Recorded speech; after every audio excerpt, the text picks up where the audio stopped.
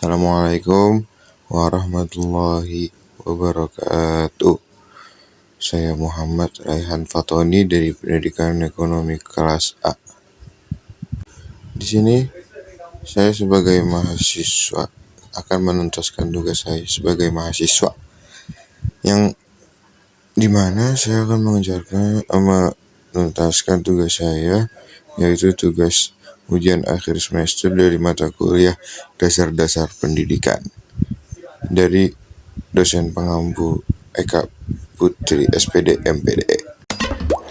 Jelaskan alat-alat pendidikan. Alat pendidikan merupakan perwujudan diri sebagai perbuatan atau situasi dengan perbuatan dan situasi yang dicita-citakan dengan tegas untuk mencapai tujuan pendidikan. Alat pendidikan reseptif ialah alat pendidikan yang bersifat pencegahan, yaitu untuk mencegah masuknya pengaruh-pengaruh buruk dari luar ke dalam diri peserta didik. Alat pendidikan dibagi menjadi dua. Alat pendidikan preventif. Alat pendidikan preventif ialah alat yang bersifat pencegahan. Tujuan alat pendidikan preventif itu diadakan jika maksudnya mencegah anak sebelum ia berbuat sesuatu yang tidak baik. Yang kedua, ada alat pendidikan represif.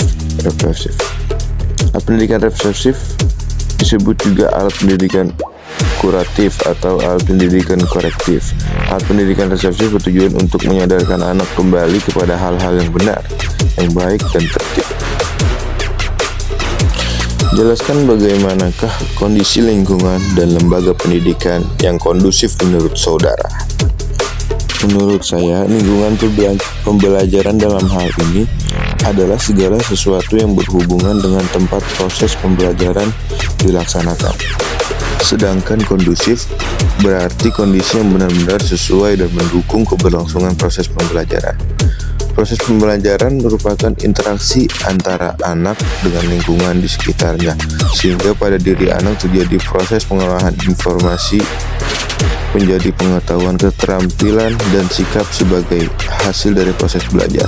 Hal tersebut juga akan tercapai jika lingkungan belajar di sekolah juga berjalan dengan kondusif.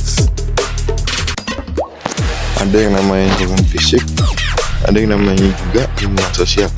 Lingkungan fisik, kondisi lingkungan yang ada di sekitar siswa seperti penataan lingkungan kelas untuk pembelajaran siswa. Ada juga yang namanya lingkungan sosial, harus ada kerjasama lingkungan di sekitar sekolah atau masyarakat dengan pihak sekolah. Banyak sekolah yang terletak di tengah lingkungan masyarakat dan untuk menjaga keamanan, ketentraman sekolah. Jelaskanlah peranan keluarga, pemerintah, dan masyarakat dalam pendidikan di Indonesia. Baik. Yang pertama, ada peranan keluarga.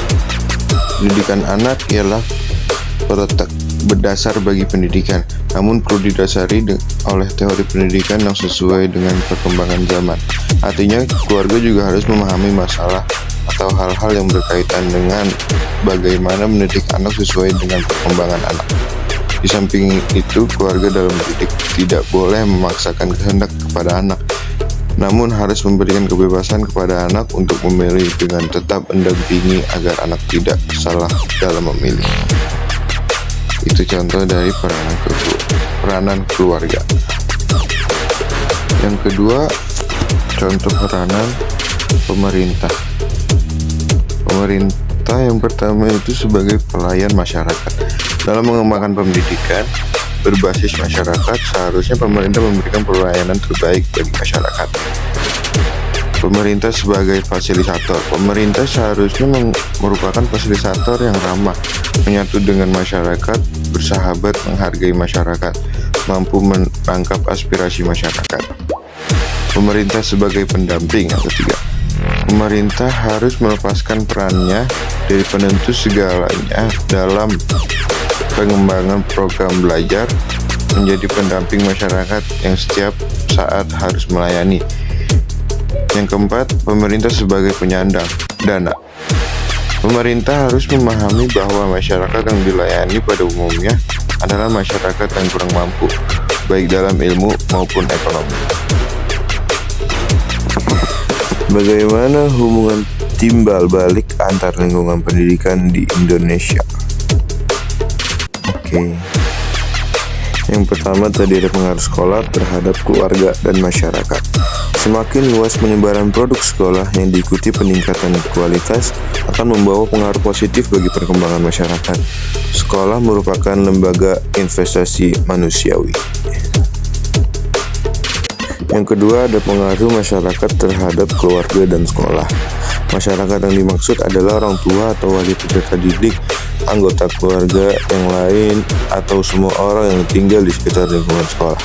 Masyarakat merupakan tempat anak hidup dan belajar kemudian menerapkannya dalam kehidupan sehari-hari baik dalam keluarga maupun di sekolah. Masyarakat sebagai lembaga pendidikan. Ketiga, sesudah keluarga dan sekolah mempunyai sifat dan fungsi yang berbeda. Setiap masyarakat memiliki karakteristik sendiri dan memiliki norma-norma, di mana norma-norma tersebut sangat berpengaruh dalam pembentukan kepribadian warga dalam bertindak dan bersikap. Hanya segitu yang dapat saya sampaikan. Kurang lebihnya mohon maaf. Saya Muhammad Raihan Fatoni. Wassalamualaikum warahmatullahi wabarakatuh.